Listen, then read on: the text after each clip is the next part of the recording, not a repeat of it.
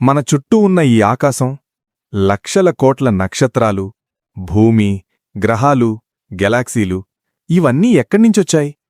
మన కంటికి కనిపించే ప్రతీదీ. అంతెందుకు, చివరికి మీరు నేను కూడా ఒక్క చిన్న చుక్కనుంచే వచ్చాము అంటే మీరు నమ్మగలరా? ఇలాంటి ఎన్నో రహస్యాలు, వింతలా గురించి ఈ వీడియోలో తెలుసుకుందాం. మన జీవం పుట్టుకకు కారణమైన ఈ విశ్వం అసలు ఎలా పుట్టింది, ఎక్కడ పుట్టింది అనే విషయాల గురించి మీకు క్లియర్గా అర్థమయ్యేలాగా చెప్పడానికి ట్రై చేస్తాను.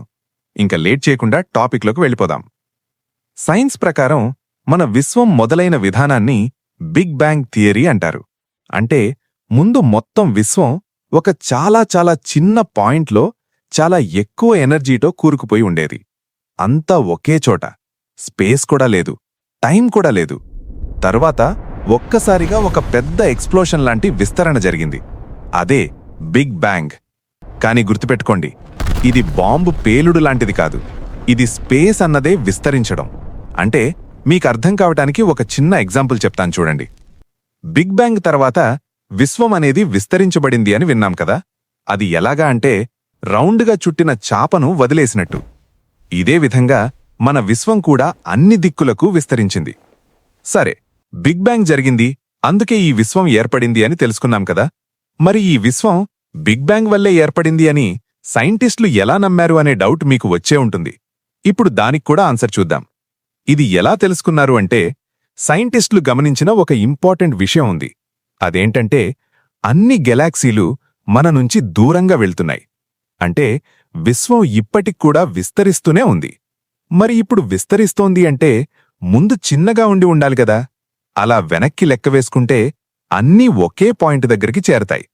అందుకే విశ్వం ఒక చిన్న చుక్క నుంచి మొదలైంది అని చెప్తారు. మరి ఇప్పుడు బిగ్ బ్యాంగ్ వల్ల లక్షల కోట్ల నక్షత్రాలు, భూమి, గ్రహాలు, గెలాక్సీలు ఇవన్నీ ఎలా వచ్చాయో కలుసుకుందాం. బిగ్ బ్యాంగ్ తర్వాత స్టార్స్ ఎలా ఏర్పడతాయి? ముందుగా స్పేస్లో చాలా పెద్ద వాయువుల మేఘాలు, గ్యాస్ క్లౌడ్స్ ఉంటాయి. వాటినే నెబ్యులా అంటారు. ఈ నెబ్యులాలో ప్రధానంగా హైడ్రోజన్ గ్యాస్, కొంచెం హీలియం గ్యాస్ ఉంటుంది. ఇప్పుడేం జరుగుతుంది అంటే, ఆ వాయువులు తమ మధ్య ఉన్న గ్రావిటీ వల్ల ఒక చోటికి ఒకటి లాగుకుంటూ చేరతాయి. అలా చేరుతూ మధ్యలో ప్రెషరు, హీటు పెరుగుతుంది. చాలా ఎక్కువ వేడైనప్పుడు ఒక పెద్ద రియాక్షన్ స్టార్ట్ అవుతుంది. దాన్నే న్యూక్లియర్ ఫ్యూజన్ అంటారు. అప్పుడే ఒక కొత్త స్టార్ పుడుతుంది.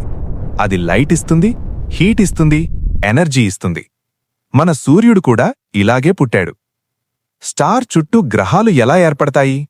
స్టార్ పుట్టిన టైంలో అది చుట్టూ చాలా డస్ట్ ప్లస్ గ్యాస్ తిరుగుతూ ఉంటుంది. స్టార్ మధ్యలో చుట్టూ ఈ డస్ట్, గ్యాస్ ఒక పెద్ద డిస్క్ లాగా తిరుగుతుంది. దాన్నే ప్రోటోప్లానెటరీ డిస్క్ అంటారు. ఇప్పుడు ఆ డిస్క్లో చిన్న దుమ్ము కణాలు ఒకదానికొకటి అంటుకుంటాయి. చిన్న ముక్కలు, పెద్ద ముక్కలు, పెద్ద ముక్కలు ఇంకా పెద్ద గోళాలు. ఇలా కోట్ల సంవత్సరాల్లో అవి గ్రహాలుగా మారిపోతాయి. అందుకే చెప్తారు, planets are born from stars leftovers. అంటే స్టార్ తయారైన తర్వాత మిగిలిన మెటీరియల్ నుంచే గ్రహాలు వస్తాయి. నక్షత్రాల చుట్టూ గ్రహాలు ఏర్పడ్డాయి. ఇలా కోట్ల సంవత్సరాల తర్వాత మన భూమి, మన జీవితం అన్నీ వచ్చాయి. అంటే మనం కూడా ఆ మొదటి చిన్న చుక్క కథలోనే భాగమన్నమాట. ఓకే ఫ్రెండ్స్, ఇప్పటిదాకా మనం మన చుట్టూ ఉన్న ఈ ఆకాశం, లక్షల కోట్ల నక్షత్రాలు, భూమి, గ్రహాలు, గెలాక్సీలు ఇవన్నీ ఎక్కడి నుంచొచ్చాయి అంటే ఒక చిన్న చుక్క వల్ల వచ్చిన బిగ్ బ్యాంగ్ ద్వారా అని తెలుసుకున్నాం కదా. మరి అసలైన మెయిన్ పాయింట్, ట్విస్ట్ ఇప్పుడే వస్తుంది.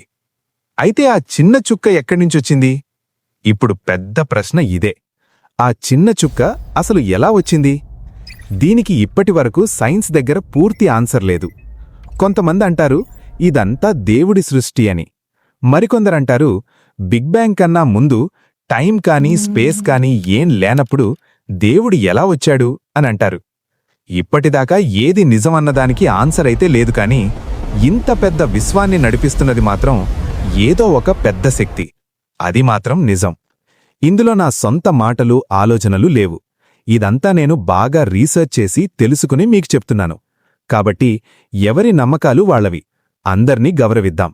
కాబట్టి బిగ్ బ్యాంగ్కి ముందు ఏముంది అన్నది ఇంకా మిస్టరీనే. ఒక్క చిన్న పాయింట్ నుంచి ఇంత పెద్ద విశ్వం వచ్చిందంటే నిజంగా మైండ్ బ్లోయింగ్ కదా. మనం చిన్నవాళ్లం అనుకుంటాం, కాని మనలో కూడా స్టార్స్లో ఉన్న అదే ఎలిమెంట్స్ ఉన్నాయి. అంటే మనం కూడా కొంచెం స్టార్ డస్టే. ఇలాంటి ఇంట్రెస్టింగ్ ఫ్యాక్ట్స్ కోసం మా ఛానల్ని సబ్స్క్రైబ్ చేయండి. వీడియో నచ్చితే లైక్ చేసి షేర్ చేయడం మర్చిపోవద్దు. మళ్ళీ ఇంకో ఎపిసోడ్లో కలుద్దాం.